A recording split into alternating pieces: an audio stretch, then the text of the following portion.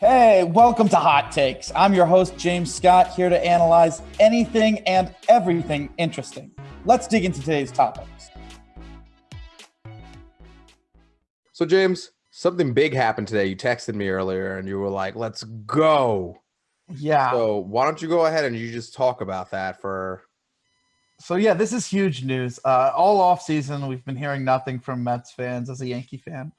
But we're going to get Real Muto. And then it wasn't Real Muto, it was McCann, which is still a great move. And they're like, okay, well, we're going to go get George Springer. And you didn't get Springer, but you got Lindor, which is a good move. You know, I think Lindor's better. I think it's pretty clear he's better. And definitely not a cheater. So there's that at least. I have to bring it up every episode, man. Every episode. You just haven't dropped it. You haven't dropped it. Let's get it out of the way, Let's get it out of the way, So they didn't get Springer, but they didn't get a cheater, They brought in Lindor. And, they didn't get Bauer now, but they brought in Carrasco. A lot of Met fans are kind of disappointed by that. They brought in Trevor May. They brought in a couple of other guys. But a lot of Met fans are kind of upset. They didn't really want this to be the offseason. They wanted a whole bunch of they went nuts when Lindor happened, but they were expecting Bauer and they were expecting it seems like they were expecting more than this. And there's some Met fans who are legitimately upset by what just happened today. And what just happened today is that Trevor Bauer signed a 3-year deal worth $102 million guaranteed, with possibly up to a lot more than that. 3-year deal with the Los Angeles Dodgers. Now, I was having a conversation with some of my baseball people about, the rotations of the Yankees and the Dodgers. And I am of the opinion that the Yankees have a really deep rotation. And yes, it's a bunch of guys who have been hurt and missed time, but some of them willingly missed time in 2020. Others, it's just Tommy John surgery. In Tyone's case, he's coming back from a second Tommy John, but we've also already seen him off the mound and he looks completely back. Now, are you going to expect a lot of innings out of those guys? No, but you have so many kids that are big league ready because of Montgomery's, he's back from Tommy John. You got Herman back from suspension. Garcia and Schmidt are basically big league ready. You got Michael King right back there. You just got a collection of guys who are big league ready. Now you don't want that to be the majority of your rotation, but if those guys are getting 10 starts apiece, that is perfect for their development at the big league level. And I was saying that because of the depth of the Yankees rotation, and because the guys coming back from Tommy John and missing time in Kluber and Tyone and Severino are elite when they do pitch. And we have Cole ahead of them, who's one of the 3 best arms in the sport. I was saying because of that, and because Urias and May can't be expected to go more than 120 innings, that given that the rest of the rotation has, David Price in it, who, the Yankees light up, and he gets lit up in fairly big moments, and that they have Kershaw, who he's a great pitcher in the regular season, but he's kind of like the pitching version of Stanton. He doesn't do that really good against high levels of competition, especially righties who have power and aggressive approaches. He just doesn't really do well against them in big moments, at least. He's great in the regular season versus average to good competition, but in the big game, he has a history of messing up. And then I got Buehler, who's great in big games, but he's not Cole, okay? Well, now that they got Bauer in there, yeah, I'd say the Dodgers rotation is officially better than the Yankees rotation. It's not by a ton, but it is better. And I think, their lineup speaks for itself. I think their next move is to get Justin Turner, but getting Bauer, it officially makes it so once again, as much as the Padres made noise this offseason, the Dodgers are once again the number 1 team, I think, in that division. So that's wild. That it's a game changer. Bauer's deal has options where he can opt out after the first year and the second year. First year he's making $40 million. I think the second year he's making $45 million. That's insane on the year-to-year basis. A lot of money. It's a ton of money, my guy. But he has a big year. he can go out on the market and possibly get a bigger contract if he feels like that market is better for him, or he can go out on the market the next year. These are his choice, I believe, options. They haven't 100% specified if the team has any input on the options, but at least off of what I first saw, I believe it's Bauer's options, because that was one of the big things that he always was noting, is that he wanted to have a lot of options in the contract that were player based rather than team based, and that he'd be willing to sign a shorter deal worth more annually so long as he had options. So this completely falls in line with that. He's a great addition to that team. I mean, he kind of takes them from being a team where like I didn't see them doing much to be better than last year, and now, well, yeah, they're going to be better than last year. Like, he keeps them up to pace with everything that they lost, and everything that they have that takes another step forward that will allow them to, continue to be this good and better in the upcoming season. I think that they're better than the Padres. I think Padres lineup isn't as good as the Dodgers lineup, and I think now the Dodgers rotation can at least keep pace. Padres rotation is better, but if you can come close, the lineup matters more in the regular season. In the playoffs, it's all about the smaller things. It's more in the playoffs. It's more about the indefensible skills. It's more about if you can produce versus higher levels of players, more elite players. If you can compete against those guys, if you can step up your performance to levels that allow you to do that, even then you'll succeed in the playoffs. But Bauer, that is a game changer. They'll win the division now, which that gives you a much bigger series in the playoffs. And my goodness, this is a huge move. This is one of the biggest moves of the offseason. You heard that on my phone. My entire group is literally doing backflips about it, because there's multiple people in my baseball group that, we talk ball about, everything from the draft, to, best front offices, all of it. A few of them are Met fans, and they are not happy about this. But I mean, the Mets were already going to win their division, in my opinion, and we're about to get into that too. It's a perfect segue. But you've gotten really good at these segues into our conversations. The last thing I do want to say before we jump in with the Mets talking about this division is that the Phillies, now they brought back Real Muto. The Phillies, they brought back Didi. The Phillies, they went out and they brought in Matt Moore. And now I'm hearing that the Phillies are going after James Paxton. This is not fire sailing. This is not anything close to fire sailing. This is very much the Dave Dombrowski push everything in and try and win strategy. So it looks like he kind of either lied to a bunch of fans about doing things that way, or, he was misquoted. But yeah, I just want to say before we jump in and talk about the Mets, because God, this is such a painful video for the Braves, because like Braves, their rivals are the Mets.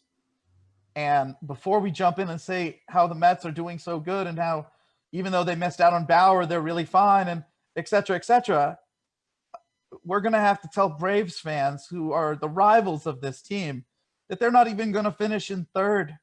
They're going to finish in fourth now because of what the Phillies are doing. I'm sorry, guys. I mean, it's not what you want, as Joe Girardi, the manager of the Phillies, would say. It's not what you want. I'm sorry, guys. But hey, it's a development year. You got a whole bunch of prospects that are going to need big league time. You got a bunch of guys in the rotation that are also former prospects. You need to grow them. Just develop these guys. See what you can get them to be by the end of the year. You are not paying your roster anything. The DH is probably going to be coming back in a year. I don't see any reason why it wouldn't be coming back in a year. But I honestly, give it a bit. The prospects that you got are great. Okay, let them develop at the big league level. It'll be fun to watch, but try not to have any huge expectations, because I think the National League East might be the best division in baseball. It is. It's the best division in baseball. I would not be surprised if almost every single team in that division was around 500 or more with regards to their record, which is very hard for one division to do. I think I've only seen a division have 4 teams that did that. So, yeah, it's the best division in baseball. Don't get hurt too much by the fact that you're going through a development year. It happens. Now, without further ado, let's talk about the Mets. My goodness gracious, Steve Cohen. My goodness, you are a heck of an owner. Applause to you. You came in, you said this is what you were going to do. You went about doing it. Real Muto would have cost more money. You went the cheap option. You got McCann, who's, a top 5 catcher in his own right. But whereas Realmuto cost like what, $115 million, you got McCann for $40 million over 4 years, $10 million per year. So, well done. Instead of going out and getting Springer, who's a cheater, who would cost a ton, and he did get a lot of money for the Blue Jays, and that would max out your payroll. You went out and you got Francisco Lindor, who is one of the better players in the game. I'm not the biggest Frankie Lindor guy.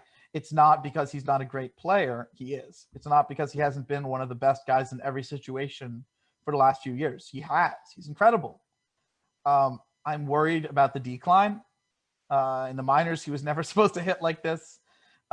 Juice Ball helped him, slow his decline. But completely being honest with you, I think he's going to lose a good degree of power as he ages, both in terms of batting average and in terms of home runs. And I think as good of a defender as he is, I think the arm strength is going to be limited eventually in time just by his size. And I think you're going to have to start thinking about him either at third or over at second. And with his size and how good he is with his hands, he's got great hands. I think you'd probably want to keep him at second base, where he'd be immediately like the best second baseman in the game for years and years and years. But he's not quite the player that he was the last, 3-4 years.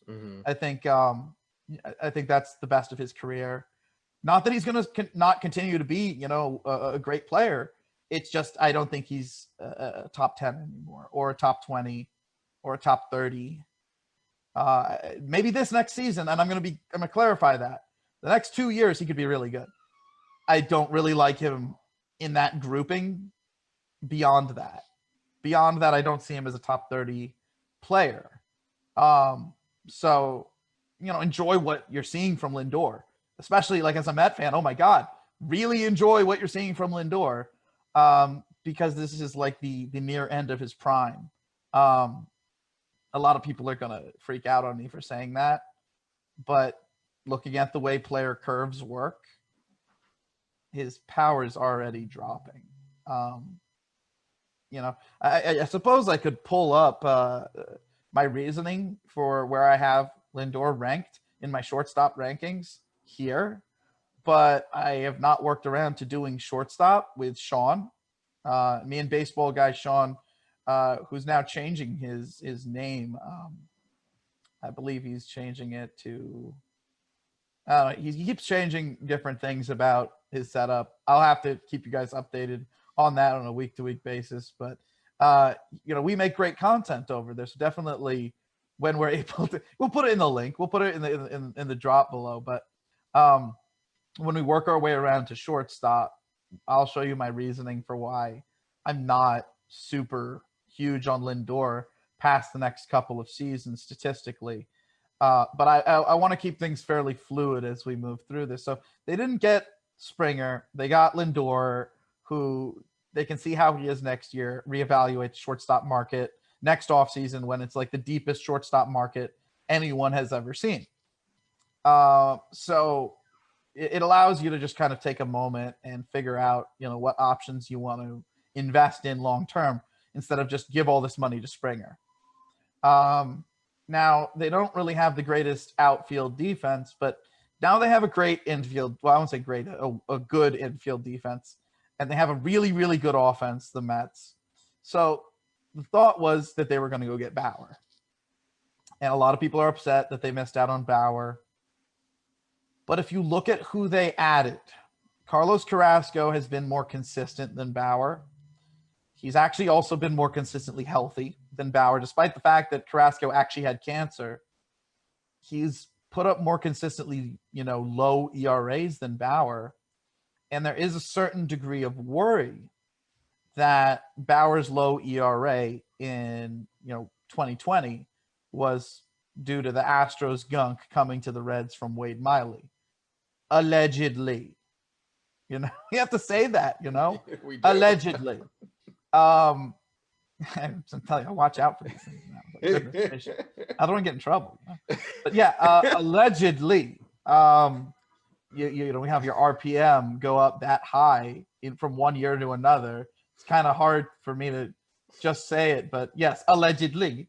What happens if it goes back down? He didn't have the greatest year in 2019, but again, that could also be the juiced ball. So there's a certain degree of uncertainty with Bauer.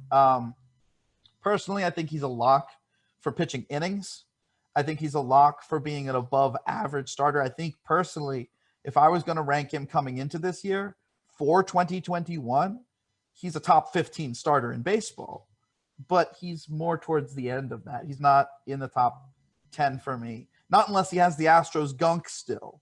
If he does, then he's a top 10. But I'm not sure if that's off of actually his ability or if it's off of what the gunk's allowing.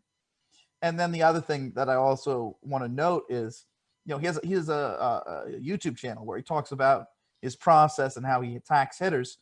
He gets so much right on how to attack hitters, but he doesn't quite understand, based off of certain hitters' profiles and approaches, what those hitters will do when he repeatedly attacks certain areas and in certain combinations. Because certain hitters can obviously make certain adjustments if they know that you're throwing in certain areas, if they know that you're going at them with certain combinations.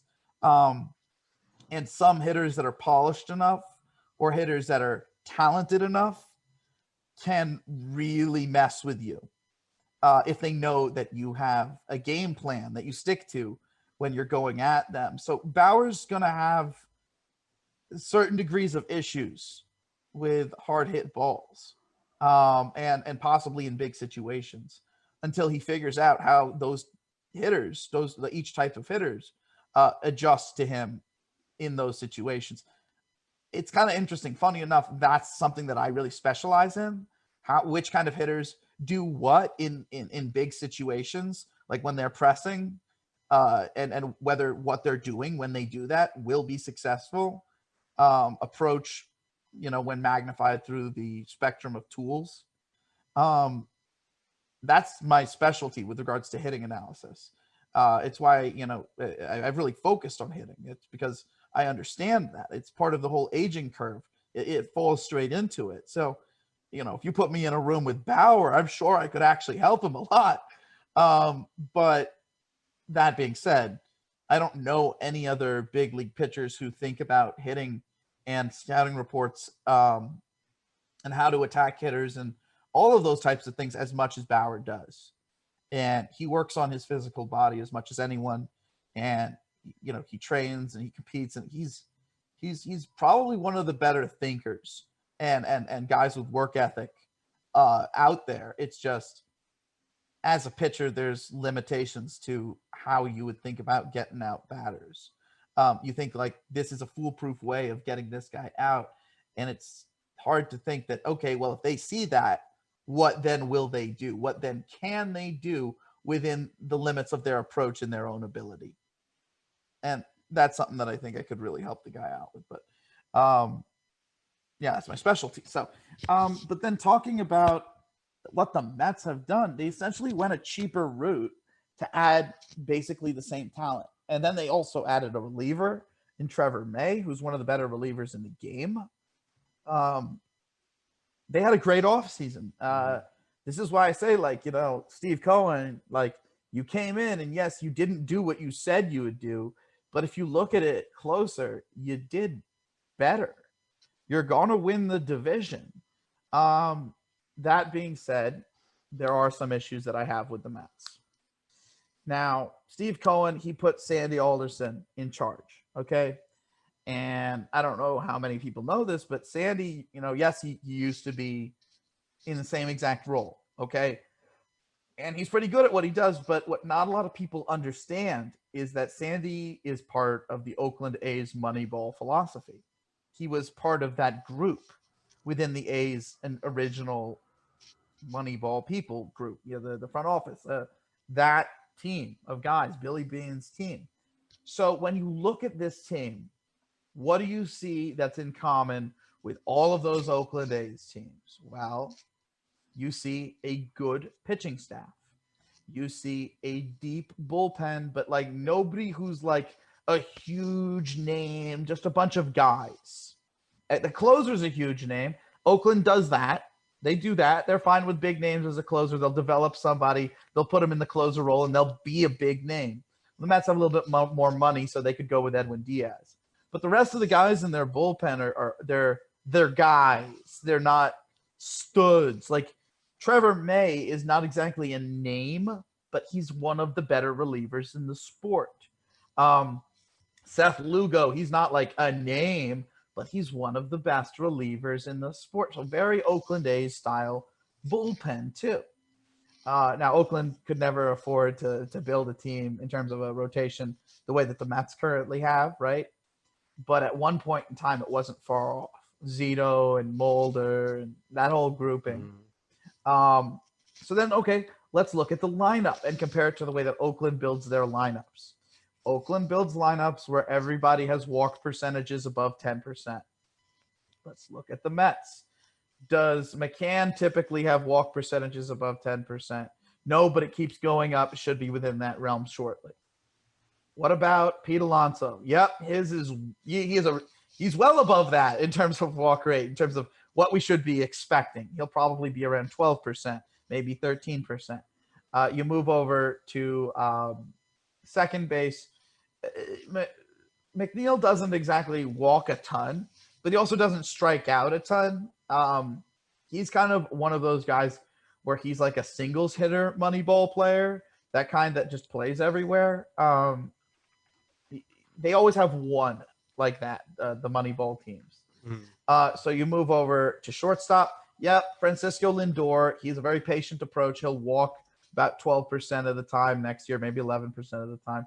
Move over to third base, J.D. Davis. He also will walk about 12% of the time. You move over to right field. Conforto will probably walk about 13% of the time. Center field, Brandon Nimmo is going to walk about 14+% of the time. He is one of the highest walk rates of any player in Major League Baseball. Left field for the Mets. Mets left field. Why am I blanking on the Mets left fielder? But This isn't like you. No, this is not like me. I'm jumbled by this Dodgers move. The Dodgers move has me completely crossed up here. So yeah, the left field. Oh yeah, Dom Smith. That's why I don't remember him, because he should be playing first base. What is he doing in left field? He's doing left field because the National League, for some reason, doesn't want to have a DH. Why do they not want to have a DH? Who knows? Makes no sense to me. That's why I picture him as a first baseman, because he is a first baseman. But he is one of the better hitters on their team. Nonetheless, he also is a guy who should have a sky-high walk rate. Okay? So, yes, their players walk the way that Oakland, their lineups are constructed. Okay, what else does Oakland have? All of their players have pristine health records. Look at the Mets. Almost all of their players have pristine health records. You look, Oakland, they prioritize guys with that walk rate to have at least 20 home runs apiece. Can we expect 20 home runs from their first baseman? Yes. Catcher, yes. Second, yes. Shortstop, yes. Third base, yes. Left field, yes. Right field, yes. Center field, yes. Every position. Their team is completely built the way that the Moneyball teams build their teams. They don't like guys who are particularly aggressive hitters. Also, one of the bigger flaws about the Moneyball teams, outside of not valuing aggressive hitters, is that they don't have a ton of base running. Well, outside of Lindor, who's a good base runner, who's a good base runner for them? Conforto's okay. Nimmo has decent base running numbers because of how much he gets on base. Um, Alonso's slow. Smith is slow. Davis is slow. McCann is slow. It's not a fast team. And then, you look at things defensively. I think we mentioned this. It's not exactly the greatest defensive team either, which is, again, not something like in recent years, Oakland has paid more attention to the defense, but it's been more of a recent thing. If you will go and watch Moneyball, do I care about defense? I do not, or whatever, something like that. I think there's a whole entire period of that movie dedicated to the fact that they don't care about defense because they just want a guy who can hit. Okay, you wonder why at the end of the movie they don't win in the playoffs. It's because you have a team that's built to do well against any time you get a mistake pitch, right? You'll hit it out of the ballpark. And then any of the rest of the times, if you're getting something out of the strike zone, you're going to walk. So there'll probably be somebody on base when you hit it out of the ballpark. That doesn't work against the elite arms. So Mets, yes, they have a really good team. It's modern Moneyball, just with a higher payroll. They're going to put up a lot of runs. If you look at their lineup, they have a righty in McCann, and they have a righty in Pete Alonso, and they have a righty in Davis, but Nimmo's a lefty, Conforto's a lefty, Lindor's a switch hitter, but he's mainly going to be batting lefty. I believe Dom Smith is a lefty too. This is why, I keep thinking of Dom Smith as a first baseman because, honestly, Dom Smith, look, if you're a first baseman, you need to be a left-handed player. He is left-handed first off, but if you are first base and you're not left-handed, it gives you a defensive disadvantage on tags, on where the play is, on a lot of different things. They need the DH in the National League, at least just for Dom Smith. Please save this guy. Don't put him out in the outfield. It's that's painful. Might as well be torture. It's like water torture or something like that. Slow and painful, and unnecessary and ridiculous, kind of, and oddly in a way silly, but also very painful. Anyway, but yeah, he's a lefty. And so you have a lineup where you have a lot of lefties. Jeff McNeil is even a lefty. So if J.D. Davis and Pete Alonso and James McCann are your only righties, there's going to be a lot of balls hit into the shift. And with the lineup being as slow as it is, and a lot of the ways these guys have of getting on base being walks, there's going to be a lot of double plays. Mm-hmm. There's going to be a lot of double plays against the Mets. But regardless, they're going to put up homers. They're going to hit, multi-run home runs. They have a complete offense, or at least as complete as you're going to find in the National League. They will stay healthy. At least the lineup should stay healthy. Be surprised if it didn't. They have a deep pitching staff, a really good one. They have a deep bullpen, a really good one. I don't think there's a possibility that they don't win their division. I think it's very clear.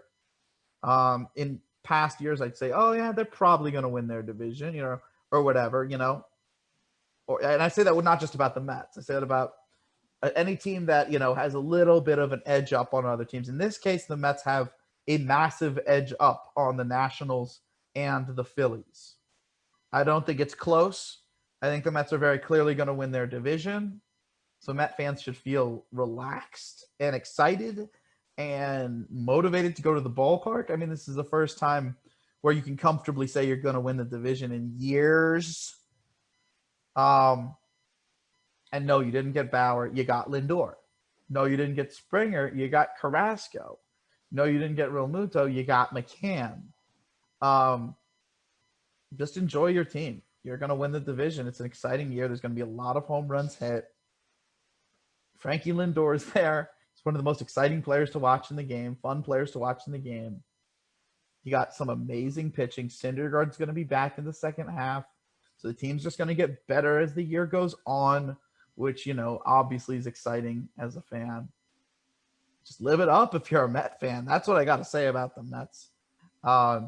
And they need to have that kind of fan presence from you guys, because the team that they're going to be compared to all season long is not going to be any team in their division.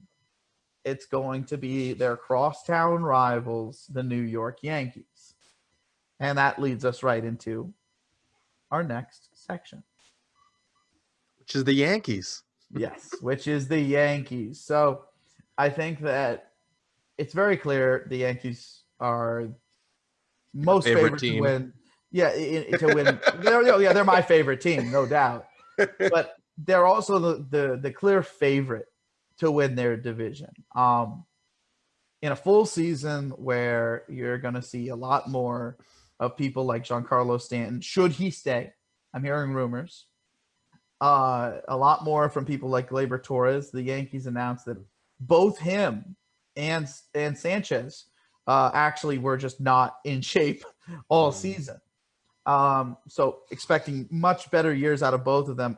Much better year out of Sanchez, because I think if he doesn't do it this year, if he doesn't break through this year, I think they're done with him, at least done with him at catcher. Because his bat's good. It's just he keeps getting hurt like midway through the year before he can really get hot. But if that's just like a couple of season thing, like it's not something to expect moving forward, like this is the time to produce. If the Yankees don't get production out of Sanchez, they're moving on. I think it's very clear. Cashman even called him out on the radio. But here's the deal. In the minors, Sanchez used to have attitude problems when he was very young. Very young. Very, very, very young. Okay. And it happens. A lot of young players go through that. And he didn't show up to catch a bullpen one time, and he got suspended by the team because that's not okay. Okay. And the suspension had him whoop himself into shape. And after he did that, he had a great year, right? And then he had like a couple more seasons, and some of the habits sort of started to come back in. Not behavioral habits, but laziness, things that we've kind of seen a little bit of, conditioning issues, at the big league level. And then he got married and he had a kid. And that made him mature. That made him grow up pretty quick. And then he started getting snubbed on certain prospect lists. So then once again, he put in the work again. He came up and he basically was one of the best hitters I've ever seen his first 50 games in the majors. His second season, which I guess was his first full season, he was 31% above league average. And then he got hurt midway the next 2 years, despite the fact that, one of the years he still hit over 30 home runs, even with the injury. This shows you the ability that Sanchez has. I think he has the ability to, if he does take that step, if he realizes what's going on, that he might not be a Yankee if he doesn't, produce, I think this is the year he takes things seriously. He always has been a guy who needed a little bit of a motivation. What's bigger motivation than you might lose your job in New York? Like, you're going to get traded, dude. He doesn't want to leave. He doesn't want to leave. And this is a guy, he's got a chip on his shoulder about how good he is. I've seen how good he can be. I've watched him come up. Honestly, of any right-handed hitter in baseball, I like his swing the best. Like, you can slow it down. There's clips on YouTube about that where it's just Gary Sanchez swing in slow motion. And, oh, my goodness, it's beautiful. I think he's a very special talent. I think it's still possible that he has a Hall of Fame career. I think he's going to be a top 3 catcher next season. And I think you could see a 45 home run season out of him at catcher, which that's a historic season. That's a historic season. And I won't just say that about, anyone, I don't say that just anyone can come in and do that. A catcher hitting 45 home runs just doesn't happen. And then looking at Gleyber Torres, we're about to enter the market with the most shortstops like I've ever seen. Simmons, Baez, Story, all these guys are out there. Iglesias, Didi might be on the trade market. Ahmed might be on the trade market. Arcia might be on the trade market. Who else is out there? Bogarts might be out there. Lindor's going to be out there again because he's a free agent. Corey Seager's going to be out there. I'm hearing Trey Turner might be on the trade market at that point. So Torres he has competition. And whereas the Yankees, they could keep Torres, right? But they're the Yankees. Why keep a guy who, while being very good for you and a clear star in the future, isn't in line with the rest of the players' production on your team? Is like, a little bit away. He's going to take some more years, possibly at least, or at least until he gets to his peak. Whereas everybody else is right at their peak. It's all working together. And you could replace him with a guy who's at their peak, who's doing what you want him to do, and he will do in a few years, but he's doing it now. The difference is Gleyber's making very little money, and a guy on the open market would be making a lot more. But they're the Yankees. They should not have money get in the way of completing a team like that. And given that Torres can get you so much in return on the trade market, it is possible that if he doesn't give you what you want from him, what you were expecting from him this year, that they put him out there. So he knows that. So I'm expecting a big year out of him. Gio Urshela, their third baseman, is one of the 5 best third basemen in baseball. DJ LeMahieu is the best second baseman in baseball. He just re-signed. Luke Voigt is one of the 5 best first basemen in Major League Baseball. He was on pace for, I think, over 60 homers. I think it was 66 home runs he was on pace for over a full season last year. That's nuts, okay? They have Giancarlo Stanton. If Giancarlo Stanton stays healthy, he could hit 45 home runs with his eyes closed. Again, it's if he stays healthy. I've seen him decline in the last few years, his ground ball percentage going up, the exit velocity going down, the counts that he's working getting deeper and deeper and deeper, and now he's getting hurt a little bit more. Then again, last season was 102 games short of a normal season. If Stanton healthy, which he was at the end of the year, is continuously healthy for the overwhelming majority of the rest of the season, then Stanton really isn't actually continuously getting more and more hurt. It's just deeper counts, more ground balls, and a lower exit velocity. Of course, this could be him just learning to foul pitches off more. And, when he does get his pitch, it's not getting hit as hard because he's not hitting it up the middle. He's kind of pulling it. So he's hitting it kind of off center. And that's why the ground balls are going up as well, so he can reach more to the pull power. I don't see that happening, but that is one theory. I see a legitimate decline, and I am a little bit worried about Stanton, but nonetheless, if he's healthy, he's one of the best hitters in baseball, assuming that, these declines have not gotten too severe. I just think in the Yankees lineup with the Yankees ballpark, and with him conditioning himself the way that he does, if he stays healthy, he'll foul off enough pitches to walk. He'll be strong enough to hit enough home runs, or at least hit enough balls successfully into play. And if he gets, hurt, you do have Miguel Andújar, who a year or two ago, I think it was 2018, he almost won Rookie of the Year award. And you also have Greg Allen down in the minors. And I hear that they're this close to re-signing Brett Gardner to make him kind of the super fourth outfielder and give guys like Judge and Hicks time at DH, because they've gotten dinged up in recent years too. And I want to make sure that everybody understands this. It's not that Judge is injury prone for being a guy who basically is on pace for playing 130 or so games a year, a little bit under, a little bit over.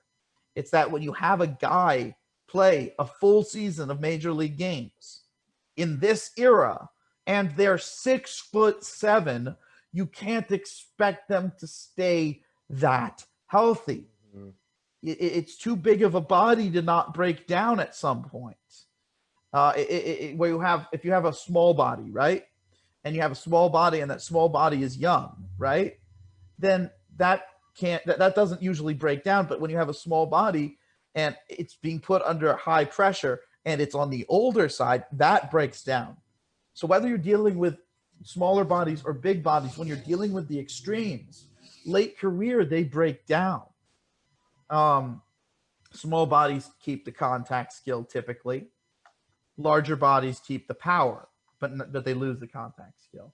And that's part of the whole aging curve. But Process. Yeah. exactly. So Stanton should at least have some level of power and hopefully walks, but there is some concern because now it's been like 5 years of this happening, this kind of decline. Of course, it could just be, he changed leagues and that was why the drop happened there. And then he got hurt and then that's why the drop happened there. And, you could explain it away for one reason or another and try and navigate it, but it does look like there's a legitimate downward trend.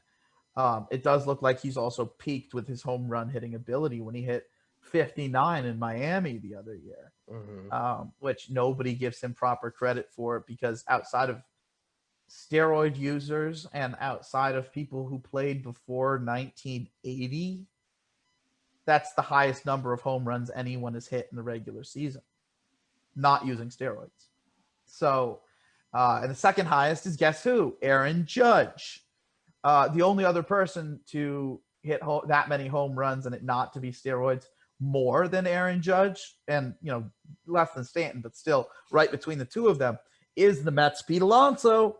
But I want to also completely be honest. He was polished, ridiculously strong. The league didn't know him, and it was also the juice ball year. So I'm going to knock like 5 home runs off of that, just being honest. I should knock off more. But, yeah, and that's why I can't really say that, truthfully, he topped what Judge did in 2017 without the juiced ball.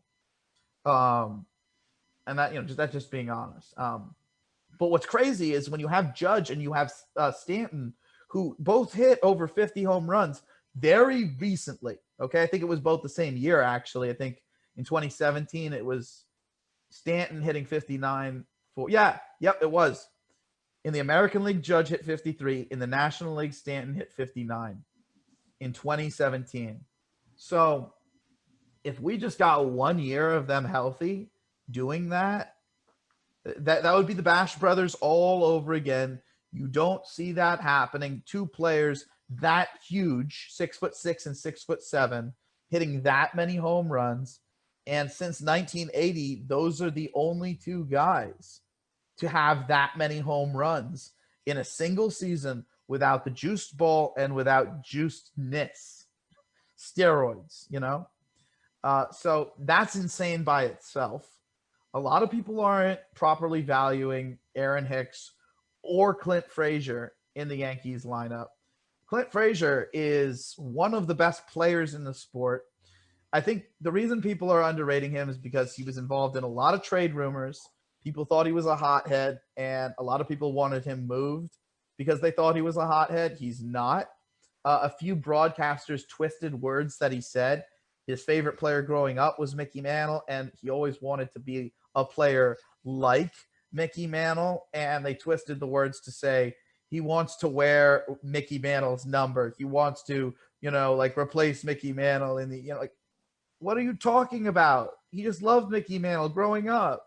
What pisses me off the most about the Clint Frazier hate is that a lot of it seems to be a lot of like old fuddy-duddy, baseballers, who, like, I watched these people play and I know so much about baseball, even though you don't know anything about anyone who plays now, but you knew probably something at some point.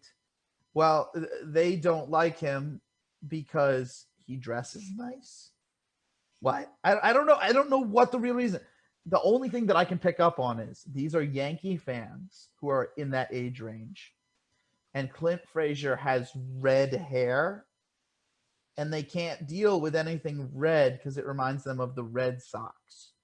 So anytime that there were rumors about a trade, it always had to have Frazier in it.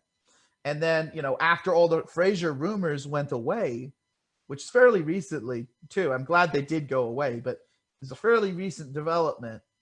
This offseason, there was rumors that the Yankees were going to trade with the Reds, the Cincinnati Reds, for Luis Castillo. And of course, the first name that Yankee fans start bringing up is Clint Frazier, because of course it's the Reds, so they have to send him the guy with red hair. What are you talking about?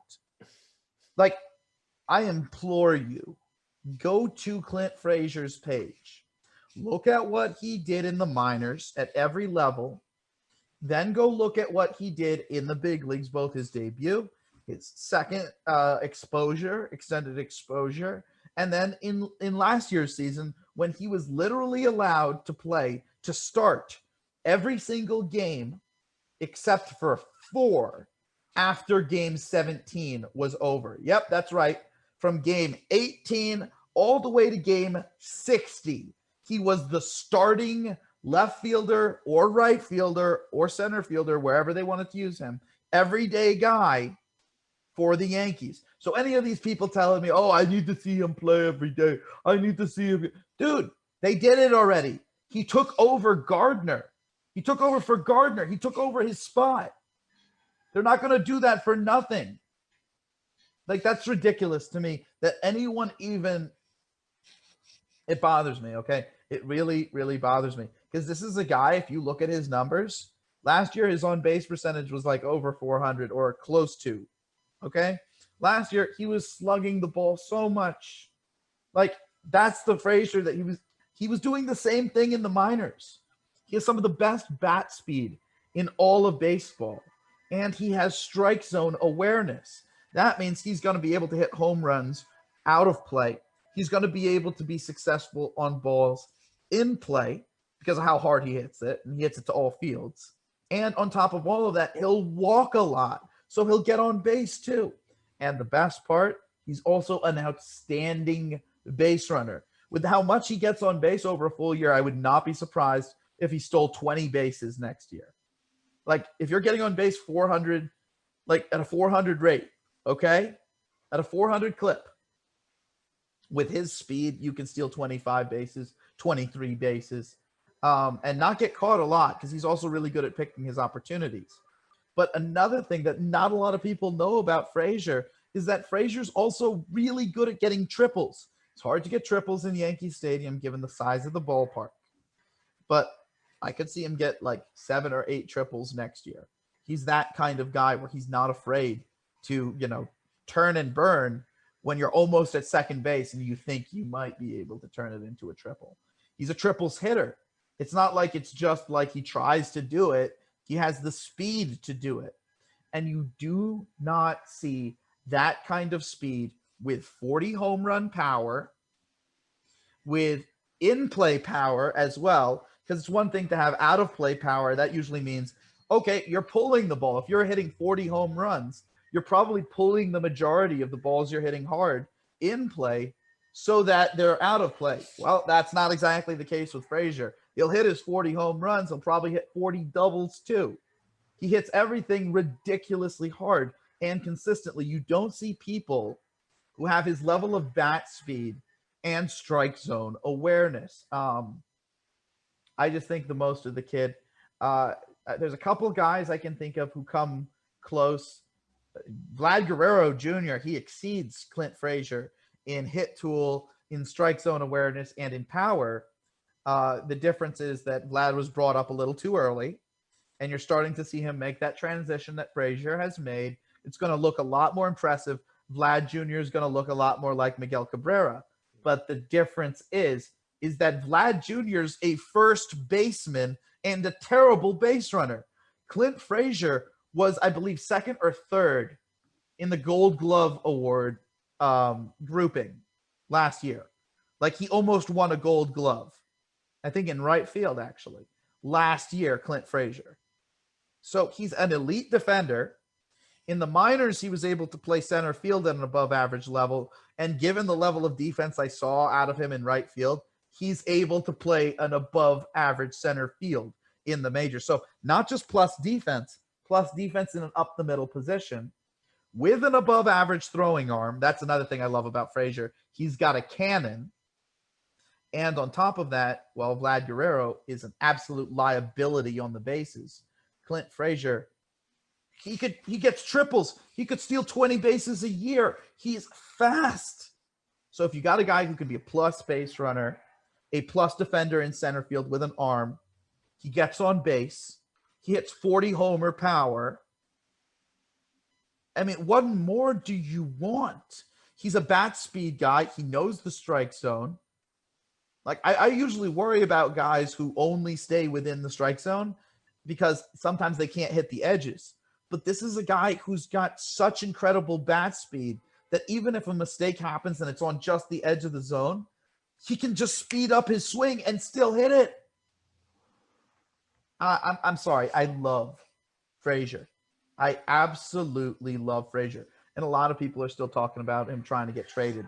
And that brings me around to their center fielder, the Yankees center fielder. We talked about Judge. We talked about Stanton. We talked about the infield and why the infield's going to have good years as well. Aaron Hicks last year, coming back from Tommy John. By the way, he was like the fastest player to ever come back from Tommy John, ever. Was still like 25% above league average with the bat last year. And he was on pace for being one of the best base runners in the game in terms of BSR.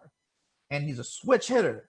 And he's an above average defender in center field. And I know he's also, this offseason, been working on his throwing arm, trying to become a better defender again. Because early career, he had an absolute weapon as a throwing arm. It's still good, but it's not really a weapon anymore. He thought that he could, just use it off of arm strength and have it be a weapon. And now he's having to invest a little bit more energy in it. That being said, Aaron Hicks is clearly a plus defensive center fielder.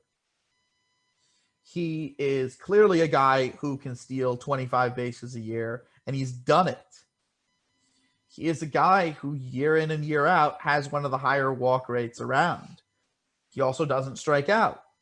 Absolute knowledge of the zone. And as a switch hitter, that's rare. To have that kind of knowledge of the zone and walk that much and have the amount of power that he does.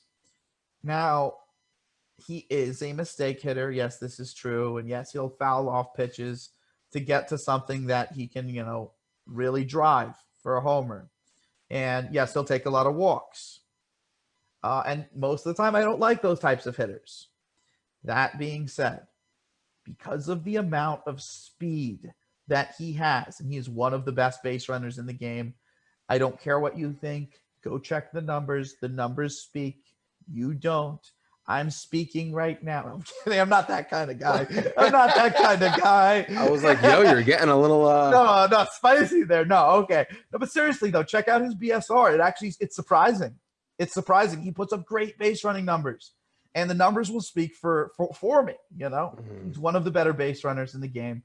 And when you have that kind of consistency on base, as well as power hitting, if you give him a mistake, he'll hit it out of the ballpark, as well as if you're a righty or you're a lefty, it does not matter. He's a switch hitter.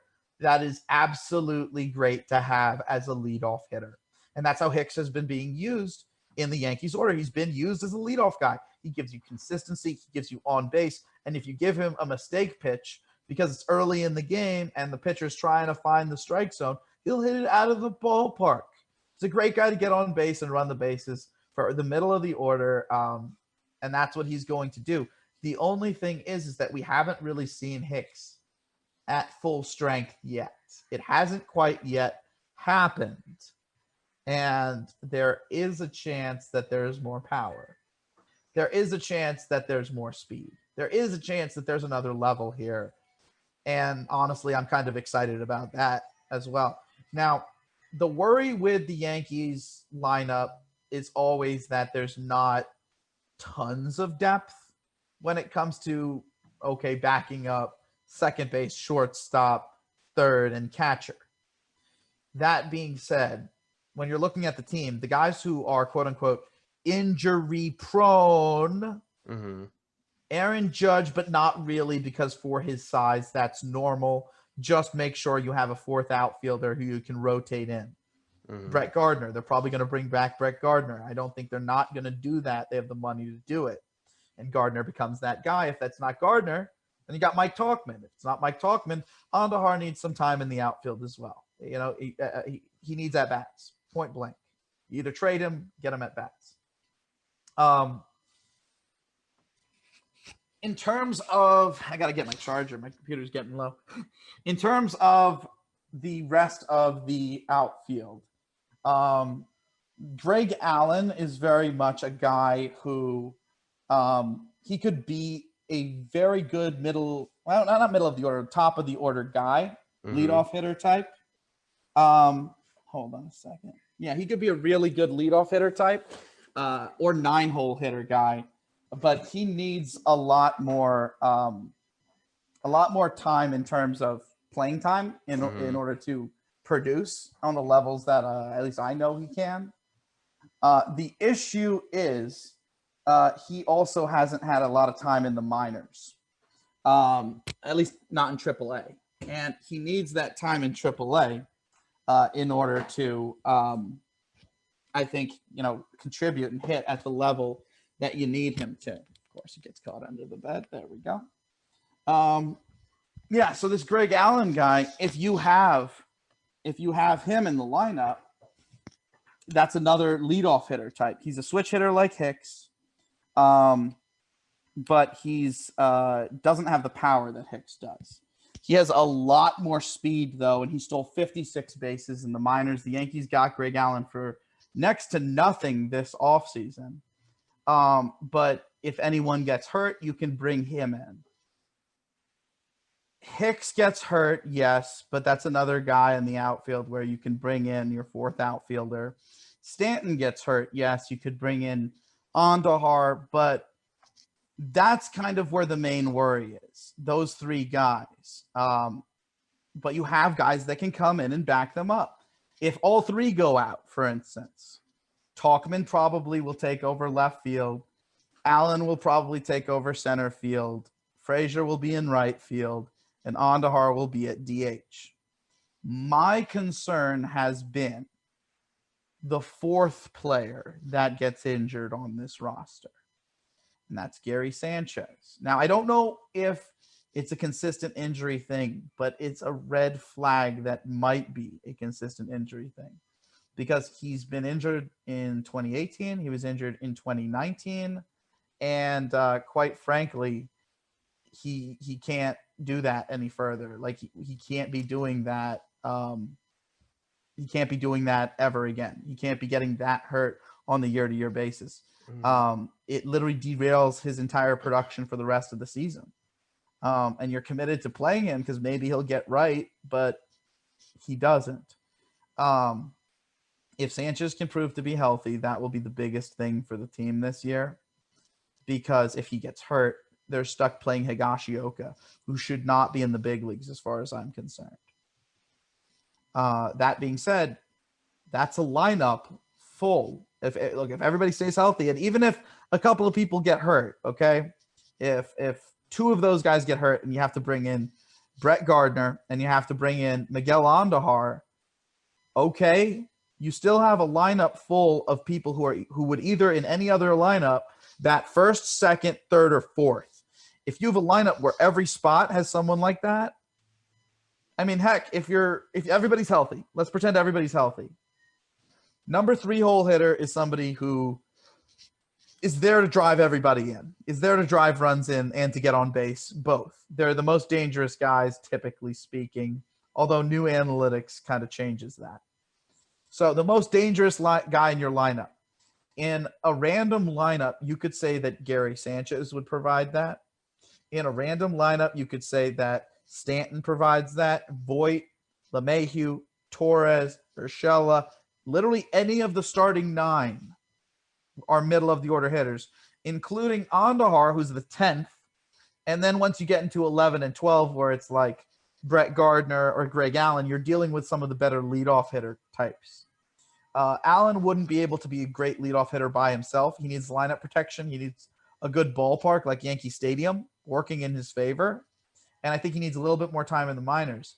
But him as a switch hitter, he really does fit the team. So I'm not worried in any way about offense with this team.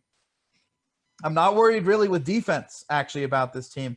The worst defender, the very worst defenders on this team are Sanchez, who's now kind of a slightly below average catcher. He's not the liability he used to be defensively. Torres, who I think he's kind of going to be a slightly above average defensive shortstop for next year. He had to convert from second base last year and at a point where he was out of shape. So it wasn't just converting, it was converting while out of shape and also having not played shortstop since like 2017. But he was like 23 years old. He's going to be like 24 this year. So I'm not really worried about Torres bringing his shortstop ability back. So he should be a fine defender there. And Voit at first base gets better defensively every year. It's just that in the 3 outfield spots, even if it's Gardner or Allen, but especially if it's Judge, Hicks, or Frazier, you're getting well above average defense. At third base, you're getting well above average defense. At second base, you're getting well above average defense. At first base, it doesn't matter as much that you don't get the greatest defense. Mm-hmm. At catcher, the fact that you're just getting basically good enough defense is fine with the level of offense that you're getting. And then the fact that you're getting playable shortstop defense, I mean, the defense is there as well. And I've talked about base running with this team, with Gardner and Allen, but also with the regulars like Frazier and Hicks. So this team's also going to have great base running. I think it's one of the most dangerous lineups I've seen in any one singular year upcoming. And then outside of the lineup, yes, they have Garrett Cole, one of the 3 best pitchers in baseball. But they also have brought in Jamison Tyone, who's coming back from his second Tommy John, but he looks better than I've ever seen him. I've watched his bullpens. He looks completely back and then some. Some people, when they come back from Tommy John, they actually gain velocity. He looks like he gained velocity. And then you have Severino, who's going to come back in the second half, but he's another guy who, when he pitches, is a top 10 arm. And then we have Corey Kluber, who he sat out basically 2020, and he was hurt in 2019. But the last time he pitched, he was running off something like 7 seasons in a row of 200 innings and ERAs in the 2s. And no real reason to think that he's not the same guy after the Yankees went and saw him pitch a bullpen, and they're just like, wow, okay, yeah, he's back. He's like, yeah, I'm back. All my stuff is where I needed it to be. And the Yankees banked $11 million into him, so they must be pretty. That's a lot of money too. Yeah, they must be pretty convinced that he's back. So, I don't think that a lot of these guys, Tyone, Severino, Kluber, are gonna pitch tons during the regular season. Mm-hmm. They're probably gonna, get them ready for the playoffs.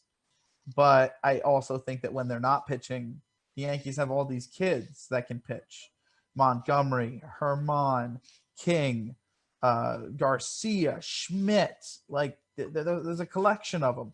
And they're all right at big league level. They're all basically big league ready. And they're all going to need about 10 starts apiece, at least. Montgomery's going to need more than that, which is why he's at the back end of the rotation. I think even Herman is going to need more than that. But as the season progresses and, say, Severino comes back, and, that grouping shakes itself out, and you figure out who are the really good ones right now, which ones need to still work on things, et cetera, et cetera. Some of them will be pushed to the bullpen. I think there's a high likelihood that at least one of them gets sent back down to the minors. But it gives you a lot of depth and a lot of options that are actually above average. And a lot of people don't think about is during a regular season, they think, oh, you only need 5 starters. Well, actually, on average, most teams need about 10 starters over the course of a full season. And given the Yankees' injury history, I think it makes a lot more sense to have all of these well above average guys who can just come in and get their growth on. To turn a phrase, to take the next step in development, which they are not going to be able to do in the minors. They don't have anything left to learn down there. And they're just spending time in the big leagues during the year, giving competitive starts, while our lineup is really going to be the one doing the damage. During the regular season, lineup matters a lot more. And then by the time the playoffs come around, we'll have won the division, although it'll be close. The Rays are very good. They'll have won the division, and then they'll be going through the playoffs, in theory, at least the way it's drawn up, with a rotation of Garrett Cole, Jamison Tyone, Kluber, and Severino. And if anything goes wrong with any one of them, then maybe one of the kids has proven themselves worthy of a starting spot in the rotation. Because in the playoffs, all you really need is 4 guys. And all 4 of those guys are really good big game pitchers. Whereas before this Bauer move went down, I was kind of concerned about the Dodgers in big games. I mean, in a way, I still am, because Bauer has his issue that I talked about earlier. And Kershaw is basically the Stanton of pitching. And then they also have David Price. But I guess that's kind of like we should have a playoff show where we talk about how these teams match up in the playoffs. But in big games, Tyone should do really well. He's a weak contact pitcher. In big games, we've seen Cole do great. In big games, we've seen Severino do great. In big games, I don't know if you know this, Chris, but Kluber has gone through the playoffs as one of the most effective playoff pitchers of our time before. He's done this before. He's been a lights out, like Madison Bumgarner, Masahiro Tanaka level pitcher in those games before. So I think that the Yankees are entering the playoffs as one of the most dangerous playoff rotations that exists in Major League Baseball. It might be the most dangerous playoff rotation in Major League Baseball, even if a lot of the guys aren't going to get enough innings during the regular season to have it be, that kind of rotation for the regular season. But I think it's great because the Yankees don't really do a lot of development, historically correctly. And now they're finally not just doing it in the lineup, which has been pretty clear for a while now, but now they're also doing it with regards to the rotation. And they're also kind of doing it with regards to the bullpen. The Yankees have a lot of different options for the bullpen, a lot of guys who are hard throwers. And it's basically all of those guys plus Darren O'Day, who has not really pitched a ton the last 2 years, although when he's pitched, he's been great. And Zach Britton, who's been great, but you can't have Zach Britton pitch every single day. And you got Chapman, which, okay, maybe you have another one who can pitch, and give Britton days off, but that's not how it works when Chapman is your closer. Okay. So if I were the Yankees, I'd still want to go out and see if I can get Yadi Molina. I doubt it'll happen. If you can't get Yadi, I'd get a better backup catcher on the trade market. Maybe Williams Astudillo from the Twins, because they have 3 catchers competing for one spot. That'll give them some Sanchez protection if something, once again, goes wrong with Sanchez's health. I don't think it will, but you need that kind of protection on a roster. It's part of the reason the 2019 roster worked so well for the Yankees, because they had injury protection. And I think that they do need to get one more bullpen arm. Could be Dave Robertson, and yet once again another reunion with him, with Houdini, they called him when he was over here.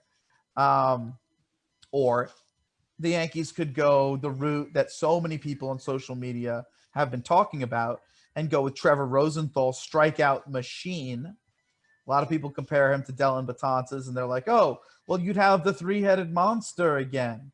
Personally, I don't know why we need so many strikeout, artists. You just get one strikeout artist, put him in the closer role. We got that in Chapman. We got a brilliant ground ball guy in Zach Britton. Another brilliant specialist in Darren O'Day. They're taking away left-handed specialists.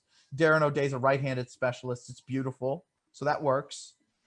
So he'll have a specialized role in the pen. But I think we need another guy who maybe they don't rely only on the strikeouts, but they can just get it done.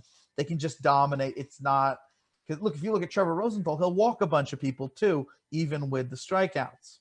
The guy I want the Yankees to get is Jake McGee. I think Colorado prevented him from continuing on as the pitcher that he was beforehand. And I think if you look at his metrics, if you look at all of the rate statistics, he went right back to the guy that we know him as last year outside of Colorado. Jake McGee strikes out the world, does not walk people. He's just straight up dominant. That's the guy I'd go for. If you're going to go for strikeouts, make sure that they come without the walks. Outside that, just convert a starter into a reliever. Like go Brett Anderson. Put Brett Anderson in the bullpen, and you got another Zach Britton. The ground ball percentage will go through the roof. And he doesn't walk people either, so that'll work. But I don't think that they're going to do that. I don't think the Yankees are going to get that creative with it. I think the right move would probably be to get McGee, or if McGee's wanting too much money, to go back with Robertson and take the chance with him coming off Tommy John, especially if his bullpen looks good. I know he was supposed to throw one, I think, around next week. So I'll definitely check that out and see if he's anywhere close to where he was. He's a smaller guy, so sometimes Tommy John can affect those types more. But I do think that, once the Yankees complete the picture, whether it be a backup catcher and a reliever or just taking the chance that Sanchez is going to do what they give him. I mean, it's a roll of the dice, but it's a good bet that he will, because he's up against the wall. That being said, if I'd feel more comfortable having someone just in case, I would feel more comfortable having one more reliever.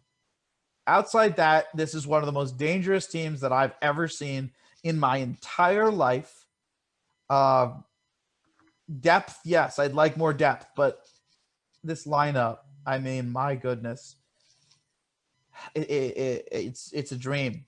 This lineup is a dream. It's all I could ever want, with the exception of Stanton. I'd rather have somebody a little bit more like Ozuna. I don't like mistake hitters. But, hey, if Stanton stays healthy, right, and he proves that the decline isn't real, and that it's just him changing as a hitter into a pull hitter or something, then, oh, my God, this team is going to do historic amounts of damage. And I think that this team could legitimately win over 100 games. Although not many over 100 games, even in a season that's possibly as short as 154 games. I think this is a very dangerous team. But hey, the one thing that is a consistent is over a full season, people get hurt. They need depth, in my opinion. I do think, though, that this team is one of the best teams in the majors. And all season long, New Yorkers are going to be talking about why the Mets are better, why the Yankees are better, why the Mets are better, why the Yankees are better, but the Mets have higher on-base percentage or whatever. It's gonna be weird. It's going to be weird, and it's going to be, honestly, it is going to be a little exciting. It's been a while since both New York teams were really this good. And whenever that happens, I mean, this is kind of to put all baseball fans on alert. Whenever both New York teams are doing good and New York fans are talking about baseball and being passionate about baseball, it echoes across to the rest of the country just because of how strong New York media is. It gets the rest of the country energized in baseball. Every single time the Mets and the Yankees are doing well. When the Royals and the Mets were in the World Series, people were excited about baseball. When the Yankees in 2009 were doing well, people were excited about baseball. because the Mets were recovering their team during that period. And then before that, the Yankees were winning like 100 games per season. And the Mets had that year where Carlos Beltran struck out on that Adam Wainwright curveball. Yeah. And everyone was all about baseball. So, I'm looking around the sport and I'm looking at all these different teams, and there is a reason to be excited about almost every team in baseball. In some cases, Orioles, it's excited to hate them, or really pity them in that case. If we're talking about hate, Astros, there are other teams. So, yeah. Oh my goodness. And there you go. The best of the Easts is in New York. Mm-hmm. So we have one little section for our show for you. We have two songs in a show, rather. Mm-hmm. Chris, what do you got for us? You go first. I like it when you go first with this one. It gives me a moment. I actually have to look up things that you wouldn't expect so that I can throw curveballs at you. Oh, okay. All right. So I'll go first this time. Yeah. I mean, I already know what I want to put out there. Mm-hmm. So, I'm a little excited. So, there's this artist that I really like. His name's Andy Mineo. I've probably talked about him on here before. But there's this song called Shibuya Roll Call. Shibuya Roll Call. SHIBUYA Roll Call. And it's just really, it's classy, but in like a hip hop way, and also kind of cool, and like, I don't know. It's very hip hop, and if you like anything hip hop, you're gonna love it. It's good. It's really good. And then the other one was this. It's a song that I've been jamming to for a bit. They took this classical music song, and they took a little bit out of it, and they kind of messed with it a little bit, and they turned it into this like electronic, just this jam. Just get down to it, and it's called Ubok Gotta Run, spelled UEBOK, Gotta Run. Bass Nectar remix. Bass Nectar is well known in the electronic realm. I like him. I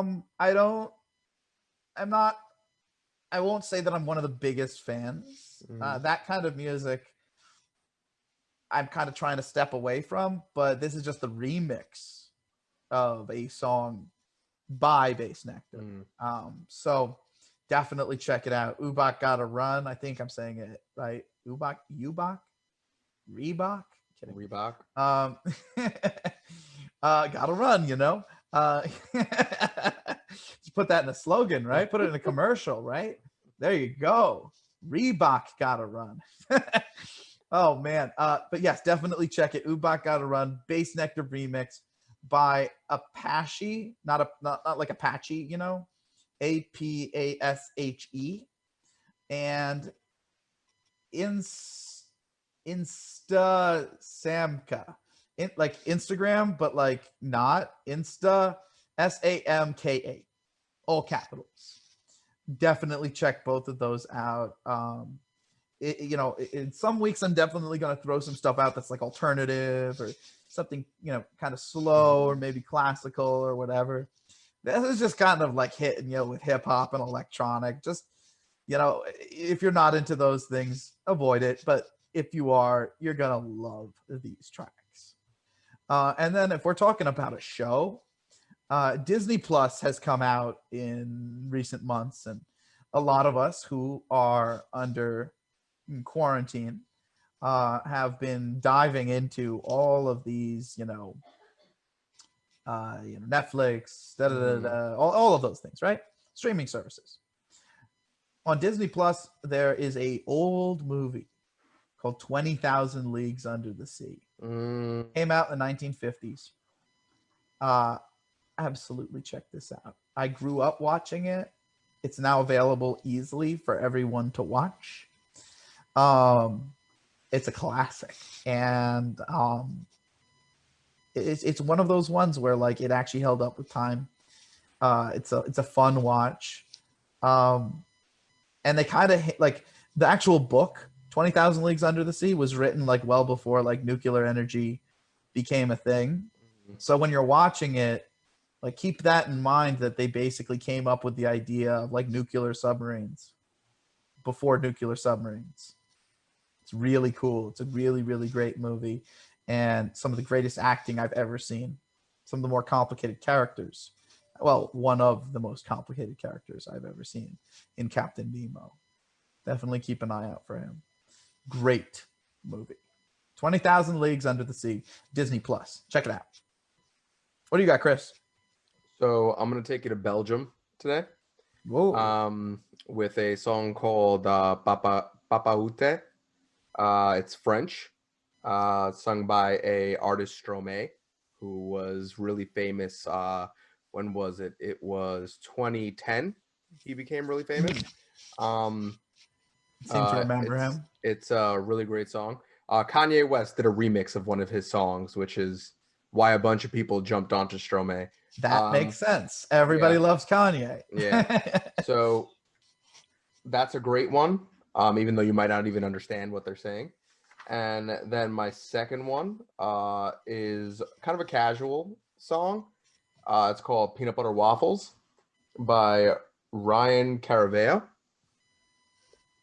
Really great song. Really, it's I don't know what I would put it as, like alternative hip hop or something like that, because it just has like these like really like lo-fi beat-ish stuff. That and sounds he's like Mac Miller. And he's like singing at the same time. Yeah, so that it's sounds like Mac Miller. That sounds like Mac Miller. Yeah, so it's like it's pretty dope. I like that song. Send it over, man. Yeah, no, I will send it to you. over. I will send it to you. Yeah, I don't know about this one. I know my tracks too. Oh man, definitely send this over, dude. I'm such a big Mac Miller fan. Like I feel like it's not really. It's like it's early kind of Mac slowish. Miller. Yeah, it's like slowish. Yeah. It's not like rap. Yeah, it's like really slow. And that's what I like so much about Mac Miller is that like he's got like instrumentation and like he vocalizes. Like it's not exactly singing, but it's vocalizing, you know? Mm-hmm. And you know, he's got melody to his music, and like so much rap is just about like you know, look at what I have. And then a lot of rap is like, I don't like you, you know, in stronger terms.